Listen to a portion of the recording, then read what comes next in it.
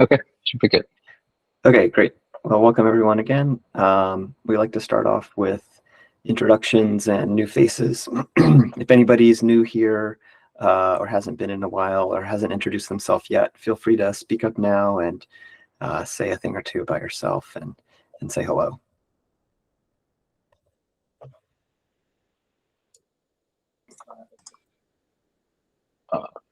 I could go ahead. Let's go with Andre with hand raised. Oh, sure. Hi, I'm Andre Hamilton with Microsoft Container Registry. I work with Ridwan, so just coming to see his presentation. I've been learning about GUAC recently, so yeah, that's it. Welcome, Andre. Who's next? Marco? Hand up. Hi everyone, I'm Marco. I recently joined Google and I'm working with Brandon on GUAC, and I will be for the future. So looking forward to getting started here.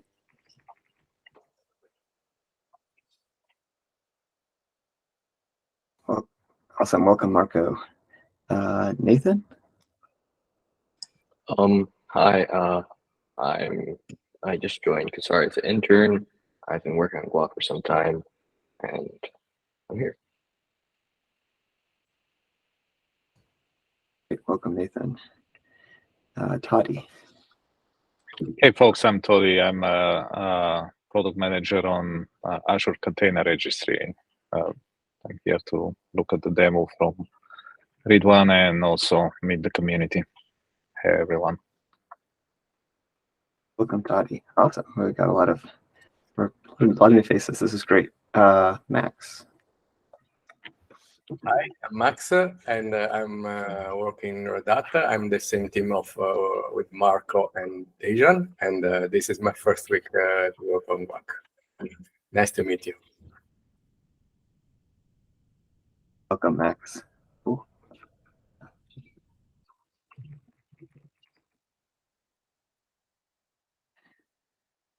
Okay. Yeah, welcome everyone. I think that's it. This is great to have so many people in this meeting. So one thing that we want to show first is a couple of demos of some pieces that Ridwan and some of the other folks from the Azure Container Registry team have worked on, both integrations with GUAC and an actual GUAC feature that we're looking to merge. So I'll let Ridwan take it over and show us what you have. Awesome. Yeah, I'll go ahead and get started. Let me figure out the whole screen sharing thing.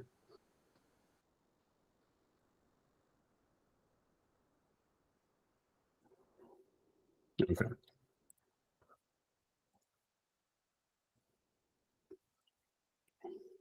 So first, we get to the deck. Everybody see my screen? Yeah, looks good. I love the logo. Awesome. Sweet. So yeah, my name is Ridwan Hawk. I have been working on the Microsoft Artifact Registry team, also known as the Microsoft Container Registry team, which is a place at Microsoft to publish and distribute Microsoft containers and other artifacts. And so I worked with Sertosh, who is also working at Microsoft as the Azure upstream contributors for many open source projects, such as like OPA Gatekeeper and many others. And we worked on a internal demo, or an internal hackathon rather, called GUAC AI Mole. And this is a demo around how we can use AI with GUAC, as well as integrating into OCI registries. So a lot of these slides were intended for internal audiences. So it's like, what is GUAC and those kinds of things. I think that's kind of preaching the choir here. Essentially, we obviously understand that there's tons of vulnerabilities lurking in our software that we use today, and trying to find things like Log4j is kind of a challenge in today's landscape, and that's kind of where obviously GUAC comes into play. Being able to ingest SBOMs and attestations, and all the different types of artifacts that tell us more about the software supply chain. And so the goal of the demo, or really the hack, is for us to be able to kind of query this GUAC GraphQL API using natural language, using kind of OpenAI LLMs and those kinds of things. The additional thing that we needed to do was to introduce some more support around OCI artifacts. So today, GUAC supports collecting from a single OCI image repository. So you can kind of pass it one image repository, and it'll go and check all the tags within that repository to find an SBOM or something like that. However, the way that it finds those artifacts, it finds them using what are called colloquially registry fallback artifacts, which are artifacts that are tagged as such on the slide here, which is it's like a SHA-256 and then a hash and then a dot, like an SBOM or an ATT, right? This is not necessarily how a lot of folks are actually pushing SBOMs to their OCI container registry. And so we can actually use refer artifacts instead. And so OCI has really been trying to define how we can store arbitrary artifacts within the container registry. And that's kind of why they kind of brought this concept of refer artifacts, which allows an artifact to be attached to another one. And so in the CSSC space, a common pattern is to actually attach an SBOM to the container image that is related to it. And so that way we can actually go and find these SBOMs and kind of be able to interrogate different pieces of these supply secure chain based on just the registry alone. So yeah, let's just go ahead and jump into the demo, and I can kind of show some of these things. So can you guys still see my screen? I think this is the part, I'm using a really big monitor, so I need a little bit of help determining how big to make these things. Can you see? It's still pretty small. Yeah, Let me, this is good. That's good. that's good. Okay, cool. Let me just get both tabs to look like this. So I'm going to go ahead and start the local instance of GUAC using Docker Compose. And so while that's spinning up, I will actually go ahead and show you a few commands about our OCI registry. So I'm using a registry here for this demo called GUAC AI Mole, and I'm using a tool called ORAS. And so ORAS allows us to interact with OCI registries. And so what I want to do is actually list all of the repositories under this registry. And you'll see here that I have a bunch of different images in here: an Alpine image, Cube images, an Nginx image, and an image called Vol image. This is for demo purposes to kind of demonstrate what a vulnerability might look like. So we'll actually go ahead and do a ORAS discover command, which actually will show us all the different refer artifacts. So you'll see here that we actually have a application/spdx plus JSON artifact type that refers to the Volt image latest tag. And so it's attached essentially. All the images in this registry actually have a refer artifact with an SBOM. So what we'll do, well, first I'll actually just show what we can do today. This is what's in main.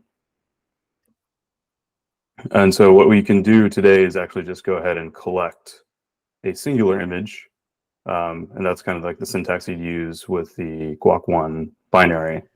But what I'm actually going to demo today is collecting from an entire registry. And so this collect registry is something new and something that's actually still a work in progress, but kind of works for the demo purposes today. And so I'll just go ahead and run this command. And what we should see here is a bunch of different ingestions of these SBOMs across the entire registry. So by the end of this, we should see that we ingested 11 documents. And so that represents all the different SBOMs that were present in the entire registry. And you can see here that I think the ingester is receiving all these different ones now on the left-hand side. Cool. So now I will show the GUAC AI Mole. This is a UI that Sertosh has built to kind of A show. little bit more. Can you expand it? I mean, Sure. zoom in a Yeah. little bit more. There. That better? Yes, better. Awesome. Thank you. For sure. So yeah, this is essentially a UI front end that Sertosh has built to kind of query the GraphQL API using natural language via large language models. So today I will show you some pre-baked answers essentially that are built in that we used from this exact same demo in the past, so that we don't have to wait for the actual LLM to respond. But these are the kinds of questions that you can imagine asking. So like, for example, we saw previously that there was an Alpine image in the registry. So we want to now know what are the dependencies that are live within this Alpine image via the SBOM. And so it'll show you here that these are the following packages that were present in that Alpine image. And so there's even the ability to, actually check what kinds of packages are within a particular vulnerability ID. And so you can see here that for this vulnerability, it's log4j core. And then this is the part where it turns into a little bit of a, I guess, hand-waving magic, which is what are the running images that have GHSA, blah, blah, blah, this vulnerability ID. And what we did for the demo was actually give the LLM a capability to shell out to the kubectl CLI such that it could actually go and interrogate what's running on a Kubernetes cluster. And so you can obviously see the value of this is like, if I'm a cluster operator and there's a new vulnerability, how can I know which images I need to take an action on, which pods I need to take an action on? And so it tells us that the running image is this vol image essentially. And then finally, actually, I think that's pretty much it. Yeah, so that's the idea here. A little bit of cooking show magic with these pre-baked questions, but yeah, this is kind of a repo that we have publicly that you guys can take a look at. I'll actually link this in the chat below. And additionally, the registry registry subcommand and OCR for artifact support is in PR right now, although it's still in a draft state and I'm still iterating on it. But yeah, I think that's basically the demo. Any questions? Anything else you guys wanted to talk about? So the AI piece, right? It's actually using the GraphQL queries in the background. So it's actually going to query the running instance, right? And along with the data that it gets, from kubectl, whatever it needs to do, it kind of combines all that information before it outputs that. Is that right?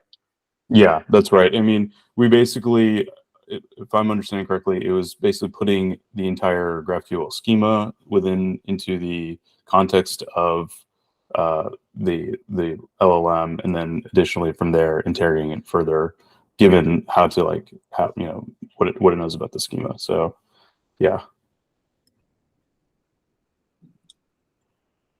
Yeah, that's awesome. What further plans do y'all have? Like, how did you have any idea about how far y'all wanted to take that? Like, what is this just left for? Were you planning on stopping at asking it questions, or did you going after the sort of like DARPA challenge kind of direction where you automate decisions based on that? Just out of curiosity where you're going with it. I think at this point in time, it was more for us to be able to query more in a natural language process or natural language interface rather. But yeah, I mean, making decisions would be interesting too. That would be full Skynet mode of like basically having an autonomous operator. But I mean, it's really not so crazy. I think, but I think that we would probably just want to focus on querying for now. But yeah, it's open for the community to kind of take a look.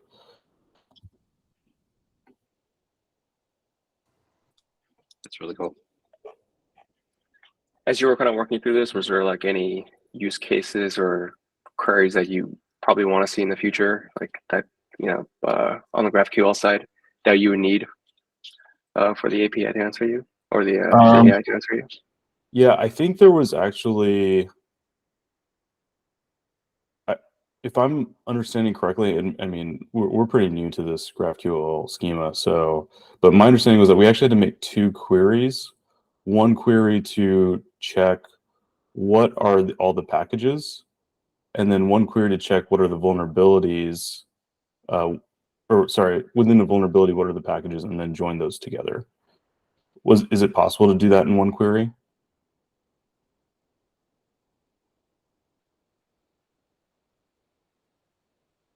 So you're trying to get all the vulnerabilities in all the packages? Yeah, I'm basically trying to join together the vulnerability information with the dependencies of a given, I guess in this case, an image. Yeah, so the nodes that contain other nodes are the verb nodes. So you have to query for is dependency, and that's going to contain like 2 packages, or it has vulnerability. Essentially, it's going to contain a vulnerability in a package. So there's not like a big deep chain that you can query that's like package dependency, vulnerability, because the packages don't contain links to the things that, like the verbs. The nouns don't contain links to the verbs. It's only the other way. I see. Okay. Yeah, So, I might be misrepresenting it too, but that was what I remember from our project. So there is that path query. So now you can give it like, hey, between starting from this package to the specific vulnerability, is there a path that leads to it, right? And that does traverse down dependencies and all that kind of stuff. So you could start from like, that vulnerability image, right? That you have, does it contain log4j, right? It'll traverse the graph, and based on the dependencies, right? The dependencies it has, see the certified vulnerabilities, right? Which contain the vulnerabilities, and see if that matches whatever vulnerability you're searching for. So that is a way, and they'll return you the whole thing, basically. I see. But would that one require the certification of the vulnerability on our side? Yes, so it has to be it. So basically, like, right, if you're on OSV certifier or whichever certifier you kind of want, right? Once you know that information, once the graph database is populated with the vulnerability information, it can make all those connections for you after that. Got it. But it has to be pre-populated, the vulnerabilities. Yeah, totally. Okay. Yeah, makes sense. Awesome. Yeah. We're still learning, so I think there's still a lot for us to kind of dig into, and we're new to the project, but certainly really exciting to kind of build on top of this platform and framework. So yeah, awesome. Yeah, I mean, let us know if you have questions, like specific queries or something. We can create specific queries that answers questions, stuff like that better. We can do that too. So I have a question. When you're writing the PR for the OCI collector, do you have any feedback on jumping into the code base and getting started? And also, do you have any blockers currently to get that completed? Totally. Yeah. I would say and this is probably something I was thinking about contributing as well at some point if I had time, which is kind of having like a starting guide, or like, a guide to help you get started to contributing and running locally. The makefile is actually quite good. I think you can kind of do a lot of things in the makefile and get started. But you have to be able to like go read the makefile essentially, as opposed to like having some, hey, run make build, and then run make start service, and then like you're like good to go or whatever, right? And then like maybe also providing like a inner development loop of like, okay, so when you're developing, have these commands running, and then that way it'll like actively reload or whatever it may be. And even if that capability is not there, something similar to that. The other thing that I ran into was having Postgres like it seemed like the Postgres DB was running locally, but it wasn't connected to the I guess it wasn't like actually being utilized is what I could determine. I'm not sure if that was intentional or not. And then the other thing that I was confused about too is what is the difference between GUAC collect versus GUAC one? Seems like there's duplication there, and that might just be an artifact of like moving between things, but wasn't clear. And obviously, like some of these things may not be worth documenting if you're in a transition state. But I ended up adding like that subcommand to like both places because I didn't. Well, actually, I accidentally added in one place and realized I added in the wrong one, and then I was like, oh, I guess I'll copy it to the other one now too. So yeah, but yeah, those are just kind of minor hiccups that I hit. Awesome, thanks for the feedback. Quick answer on the GUAC one collect and GUAC collect. They are different. They're not supposed to be a transition, but yeah, we need to document what the purpose is between the two. Okay, sure, totally. Yeah, they're more similar than different now because there were some technical limitations that we didn't have a short-term solution for. So the stopgap solution is to kind of have them both kind of react the same way. Yeah, but we'll share some issues as well in the notes. Awesome. Yeah, I think the Postgres is for Ent, the Ent backend basically. I think that's like a remnant. It's not currently being used. So if you're using Ent, will the Postgres be used? But yeah, I think we kind of have that's to be fixed. A conflict where we have the Docker Compose that is needed for developer use, but it's also what we package up and release for like a user wanting to run the latest release. So we need to clean that up and make it better for both cases, or have like two separate ones. Totally. Yeah. Cool. Any last questions for Widron before we move on?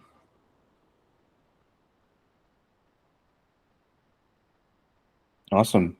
All Well, right. thanks so much for letting me present, guys. And yeah, looking forward to continuing our contributions. Oh, it looks like Jeremy has his hand up. Or maybe I misclicked. Thanks, guys. Have a good one. Yeah, thanks for that presentation. That was really awesome. All right, moving on in the agenda. Next, we have an OpenVex demo from Nathan and Parth. Yes. So I think following up to that demo, mine is going to be a lot more boring. So but I'll try to keep it entertaining as much as possible. So doing a quick screen share here. So majority of this work was done by Nathan.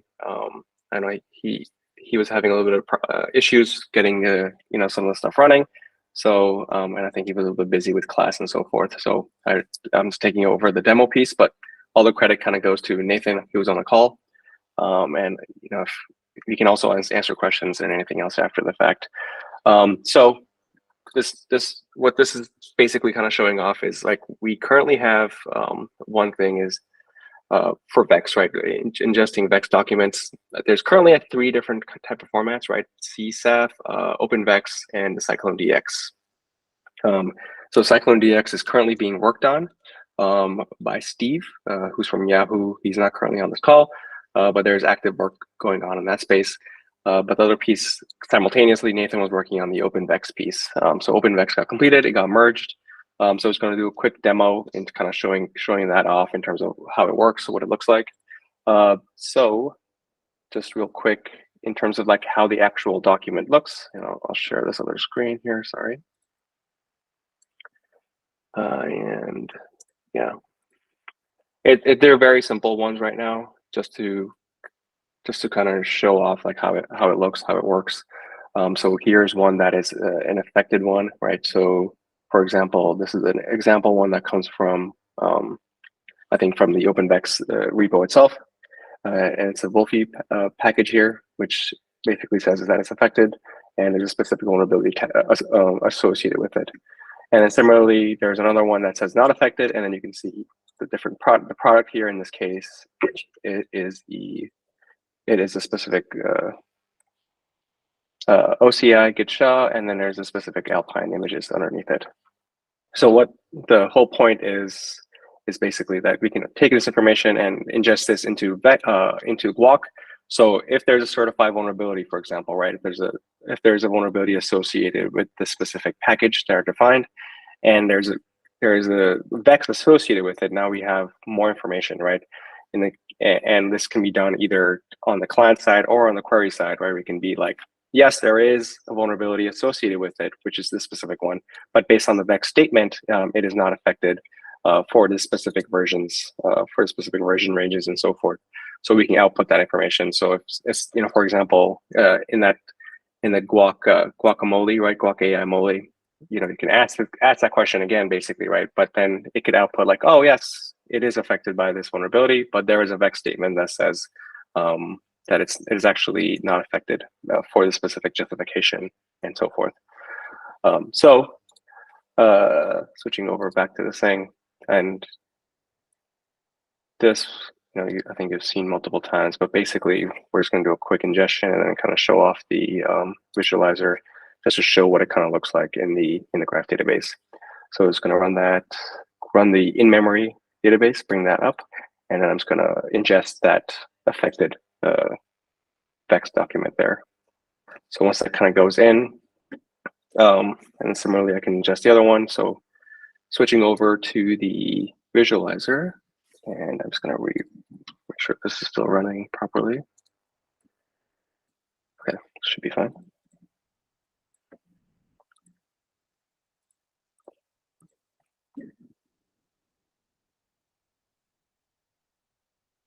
So the GUAC visualizer, right? It just gives us a quick and handy way of looking at the data and just kind of visualizing what the information that's in there.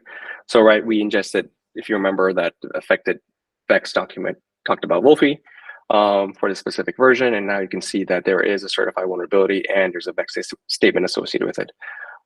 There is, if I click on this, it's going to error out. So because we've been updating the schema, the GraphQL schema, this with the GUAC visualizer depends on. There's been a lot of updates, and I think the visualizer is a little bit behind, so that's why it's failing. But if I did click on this, once this gets updated, you can actually see the information that's currently contained within that specific node, that vulnerability node. So you could see the specific vulnerability ID, and this could expand out to the vulnerability itself. And then the VEX statement, of course, you can see more information about it. So, if it's the status of it, if it's affected or not, the justification and so forth, all that kind of stuff. So that was just a real quick demo on the OpenVex. Thanks to Nathan for getting all that stuff, getting the parser, the assemblers and all that kind of pieces all working together to get this to ingest. Any questions?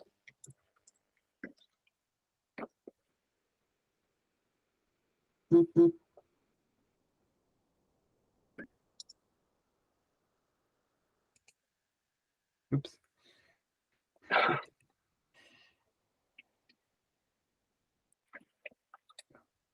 Yeah.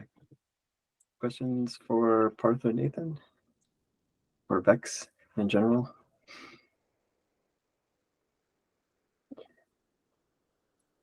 All right. Thanks, Parth. And thanks, Nathan, for all the work on the OpenVex stuff. All right, so I wanted to move on to recognizing some contributors. We've had a couple of people do a lot of work recently. Marco R, who's on the call right now, and Som, who I think is not on the call. Looks like Som's is I believe, a student at Purdue working with Santiago. But yeah, both of you all have been contributing a ton. Marco, you've done like almost like a significant portion, if not the majority of all the Ent work, fixing all kinds of things that you find whenever you find it, and making everything better that you touch. So just wanted to throw out a huge thanks from all the people working on GUAC and all the project members. And just wanted to say also, like, take a look at the contributor ladder and see if this is something that makes sense for you, and also for some if you see this later on recording. And yeah, that's about it. Anybody have anything else they want to add? No, thanks a lot to you guys. It has been a pleasure so far, and I'm sure it will be also for the next times. So yeah, thanks a lot. Yeah, I think Soham's not on the call, but he's been helping out, doing various, picking up a lot of different issues. Currently, he's been helping out on the getting IDs to return for input, which is a very long and complicated issue. So he's been kind of going through that, and has a lot of patience and kind of goes through it and works his way through a lot of these complicated problems. So it's not the easiest thing, so he's picking it up really well. I know he's a student from Santiago student, so I think he's, I believe he's, so I think he works like, part-time on the project whenever he has free time. So he's been a great help. So if he sees this later on, I think we all appreciate all the work that you've done on this. Thank you. Yeah, a lot of non-trivial API changes there. All right, so moving on, CDX Vex implementation questions. Do you want to lead that part? Yes. Okay. Yep. So one of the things that, as we were kind of working through this and we chatted about this, and just kind of want to get the community's feedback in terms of how we should be handling this.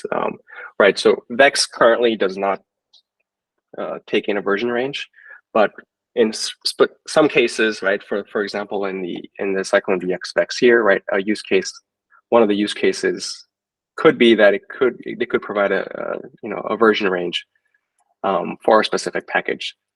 So in that case, we would have to, we don't do currently, but we have to modify the schema in order for it to point to the package name, right?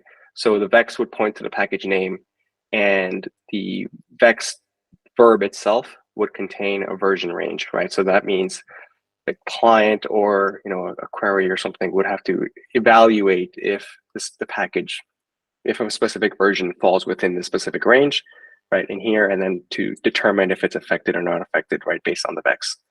So I think one of the questions that we had in terms of how do we want to update the schema to support this, meaning like we could have multiple Vex documents, right? We could have multiple Vex nodes. I mean, in the database, a graph database, right? For each would contain one, right? It would contain a version range like this, and then a status. So in this case, there will be 4 different ones, right? Which should all point to the Acme product, which is the package name in this case.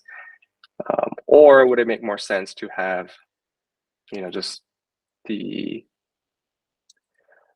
like a grouping basically in terms of like, oh yes, this is unaffected, this is unaffected, and then have group it all together basically and have the version range be like a list basically in the GraphQL. Just want to get some thoughts. Is there anything else, Jeff or Brendan, that I missed? Okay. Yeah, I think one of the things also we a little bit of a related topic, but may not be directly about this is this I think it's it follows a little bit of a similar vein to how we handle its dependency.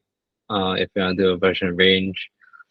And wondering for folks that are consuming the GraphQL, like, would there be like what kind of interface would you like there, right? Like right now we are saying, okay, we're gonna get clients to kind of handle the version range, but like would having an alternative GraphQL API that does kind of like best effort find all the particular versions for you, would that be helpful? Or whether that's GraphQL, whether that's a REST API, I think that's just like a separate discussion on the usability front.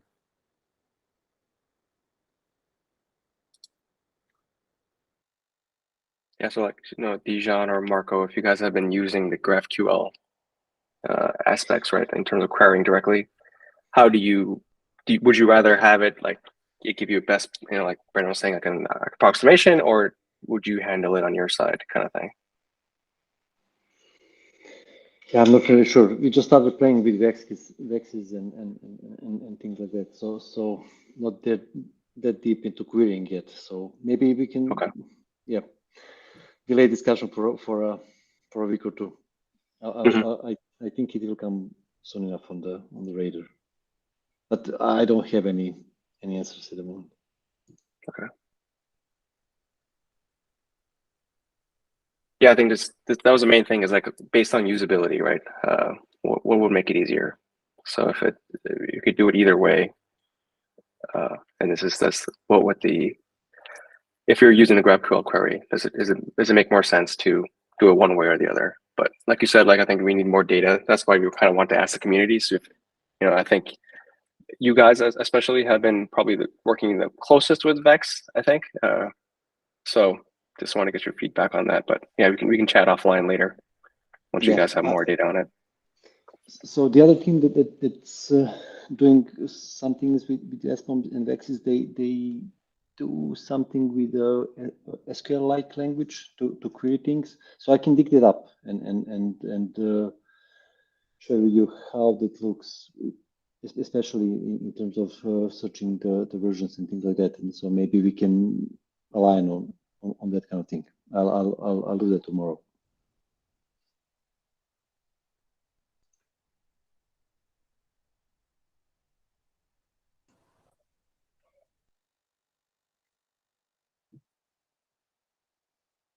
Okay, so it sounds like we still kind of have this open question of how do we handle different lists of version ranges, and do we think clients are going to be able to map version ranges to specific versions after the GraphQL query happens?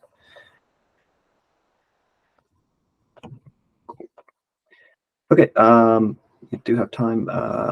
Base images, Dijon, do you want to have a question here, or do you want a topic?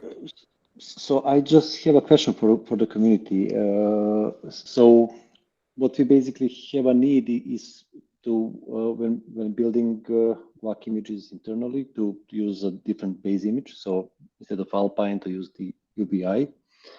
And I'm thinking, how we can basically reduce this step if possible. So does anybody have any experience with projects providing images based on different base images, or I don't have any answers, just an open question if anybody, or your thoughts between Alpine, UBI, Wofi. There's now a lot of options there, so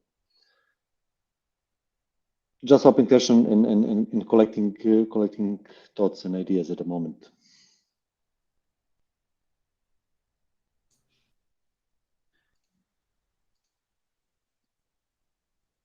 Are you concerning about perhaps like troubleshooting or other activities apart from running the services, and therefore you want a different base image, or your organization kind of have organization policy? Yeah, basically mostly that. Yeah. So how is there a way we can support different things off the shelf, so to say? It's not mandatory. I mean, it works like this. Just wondering if anybody have any experience with this. If not, it's perfectly okay. I think if this is specific to your use case with the organization, meaning you have a specific collection of base image that you can use or must use, you can probably look into like building your own image and by altering some of the Go releaser config, right? That is, I think, flexible enough to say, hey, I want to use this base image, and do your Go build and packaging based on that. It should be straightforward for your case in this situation. Yeah, I was just wondering. So that's what we're doing at the moment, and it's completely okay. I just wondering because this is not some specific base image. So there's like a couple of alternatives in the open source world. So if there's a way for us to support people with different preferences, if anybody can think of. If not, this is good enough.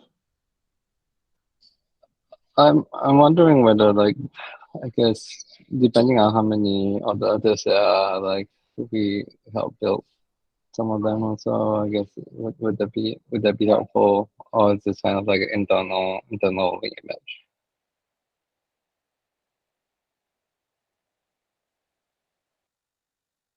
Sorry, Brendan, can you repeat it? I didn't quite get it.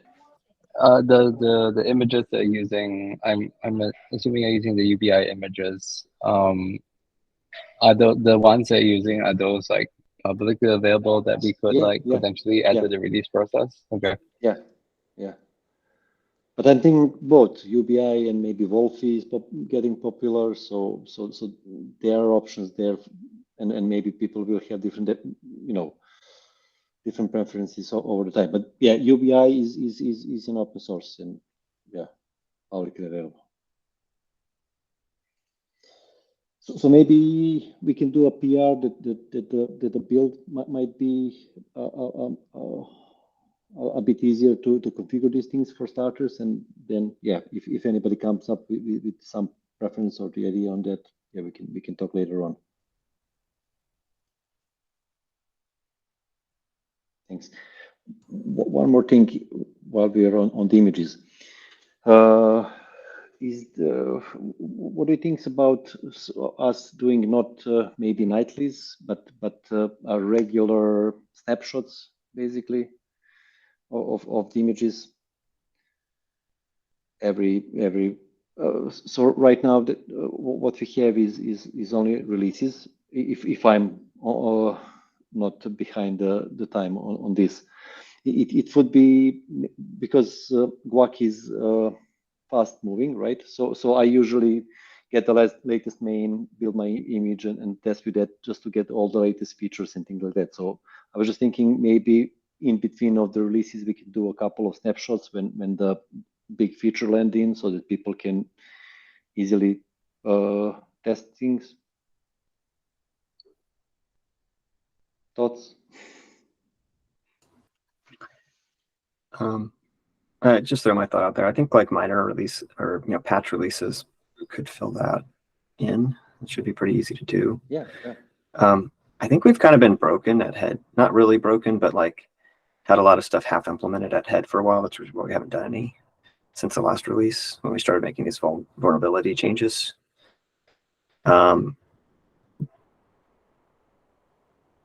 I don't know how often. I don't know what could keep us on track with like creating regular patch releases, though. If we need a schedule or what. Yeah, but this is not even the patch release, because it's even more like a stable release, and then maybe feature releases with some things that now, like with OpenVex, we have a snapshot that's, if you want a stable thing, use 0.2 or 0.3. If you want this, here's a snapshot that you can play with current things in Vex. I mean, again, it's all doable. You can always build your own image and do stuff. Just putting things out there. Maybe maybe other people would find something like this useful as well. I guess wouldn't the nightly release kind of serve that purpose? Because couldn't you use whatever the nightly release is, the latest one that captures that feature? Or is that not the case? Okay. Yeah. Just want to say that it doesn't have to be nightly. It doesn't have to be a daily release. Maybe as Jeff said, like things are not stable and things like that. Okay, we'll skip it. But once it's stable enough with all the new schema changes and features and things like that, okay, this is not a release. But if you wanted to try the latest stuff, here's the thing, and we can do that maybe, or that could be a release. Yeah, but less stable, so to say. I don't know how to define it yet.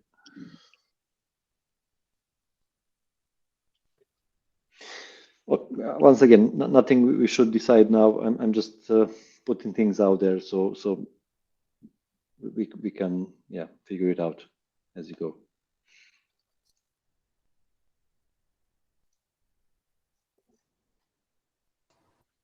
Okay.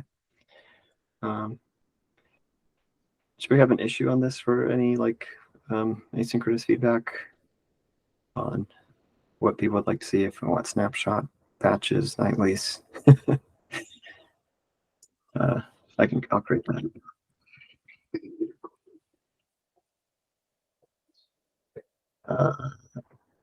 We still have time. Sanjay, you wanted to ask about certifying. Is that certifying nodes? Hi, thanks for having me. Yes. So my question was around there's a path in like the CLI and the API to be able to certify a package. How are we thinking, or how are you folks thinking about the authenticity of the call? Like, is it all based on RBAC, or is it like, can we attach a signature to that call and or something like that, so that these so-called certifications or additions or attestations are actually enforced to have only a certain set of callers? Basically, I'm coming from a policy administrator's point of view. Like, I don't want anybody to be able to add attestations to this database and things like that. Or is it post-thought? Like anybody can add attestations, but it's up to the caller or the consumer to kind of check that attestation. What's the plan, or is there any documentation that I can read up on? Like, just as an example, can we attach like a cozy or a notation signature or a cosign signature to a specific attestation? That's the kind of thinking I was on. Please correct me if I'm wrong, but I'd love to know how the enforcement of authenticity is around, or the plans for that is.